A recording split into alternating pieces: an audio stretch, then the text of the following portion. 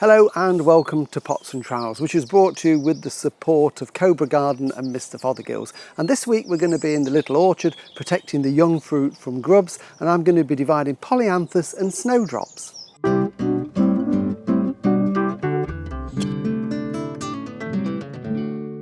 Hello, welcome to Pots and Trowels. Thought we'd start in my little woodland glade behind me where, amongst lots of other things, I grow some of the old-fashioned primulas and polyanthus and snowdrops to give early spring colour.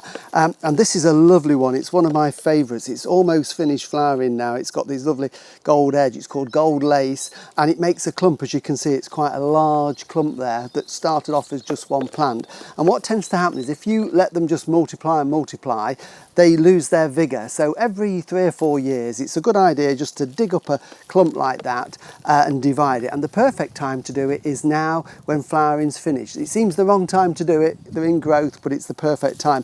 And literally all we do is we just pull the plant apart. Just use your fingers like that. If you find a tough bit, don't worry. You could probably use a knife. In fact, that is a bit tough, so I'm just going to use a knife there just to slice through that, and just so that we can get through it. And it's just a case of pulling them apart like that and then shaking off some of the soil and trying to get the either smaller clumps, or you could actually pull them into individual plants like that. And if I just give that bit of a tug, there we can see. And it really is as simple as that. Then we need to pinch off any flowers just to tidy it up, and then any dead leaves we also take off. And then the other thing we're going to do is, because we've disturbed the roots, we've basically exposed all the roots, but we've got a lot of foliage on the top, use a knife or a pair of secateurs and literally just halve that like that. So it looks a bit brutal, but it's really not harming the plant at all. So just do that. So from this clump, I'm probably going to finish up with, I don't know, 15, 20 plants. And then all you need to do is to fork over a bit of ground. They can go back where you've dug them up from if you want to, or spread them around the garden. So I'm going to move these around the garden. In fact, what I've got here with these 3 plants is I've got a little bit of a corner just here. So all we're going to do is just to space them out about 4 or 5 inches apart, and then it's just a case of digging them into this prepared ground. So nice and firm. Get the roots right down into the soil. That's the important thing. So get the roots down there, and then just give that a nice firm like that. Water them in. That will settle the roots in, and once the roots start to re-establish and grow, we'll get lovely new growth, and then next spring we're going to get a lovely clump of flowers on this corner. But before we go into the orchard, I also wanted to remind you there's still time to lift and divide snowdrops.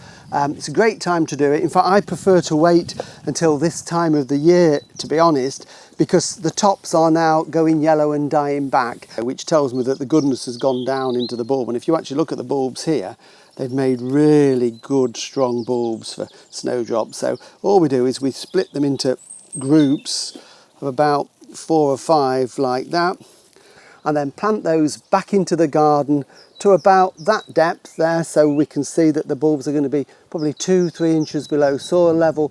Again, give them a drink of water to settle them in. These tops will go yellow, brown and die away within a couple of weeks, and then they're waiting there just to start growth next year. So lots of things like that you can be doing, planning ahead for next year, but it's a great way also of getting more plants.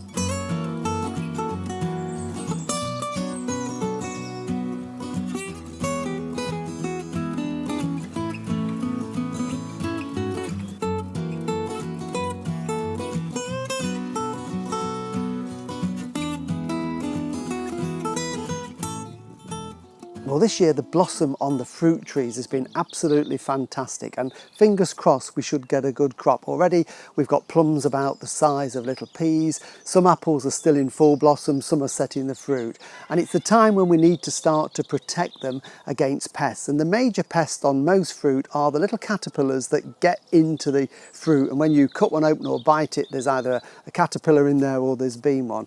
On the apples, it's the codling moth, and on the plums, it's the pink plum moth caterpillar. And a really easy and way without spraying to help control them is to use a pheromone trap. And a pheromone trap is just something like this. It's just a green plastic container that we hang in the tree. And what we do is we can get a separate one for the apples, which is the codling moth, and then we can also get one for the plum moth. So they are specific. And when the kit arrives, it will start off with some sticky paper like this, so it's a glued paper, and then what we're going to do onto that is we're going to put a little capsule that has got the pheromone of the female moth. And if I just get the capsule out of there, so I'm just going to shake that out onto there, and there's the capsule that's got the pheromone in it.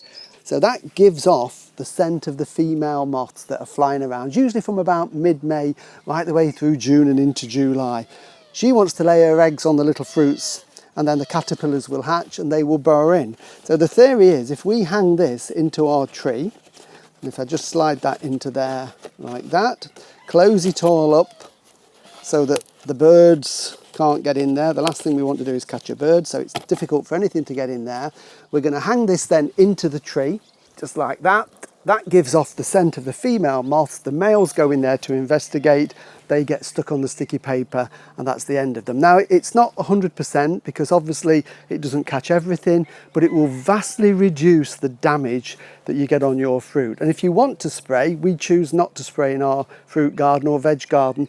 But if you start catching the little brown moths in there, that tells you that they're about, and that's when you could, if you wanted to, spray with an insecticide. I just use a couple of these in my orchard, and we get very little damage. So it's well worth putting them up now onwards.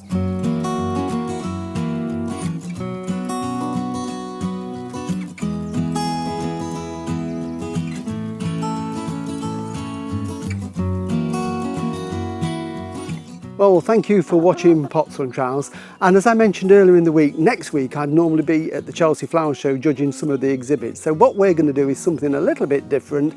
We're going to answer your questions. So if you've got a burning gardening question that you'd like me to answer, pop it on our Facebook or Twitter page, and next week we'll answer as many as we can. So we'll see you then. Bye for now. You're going to lay me an egg for my lunch?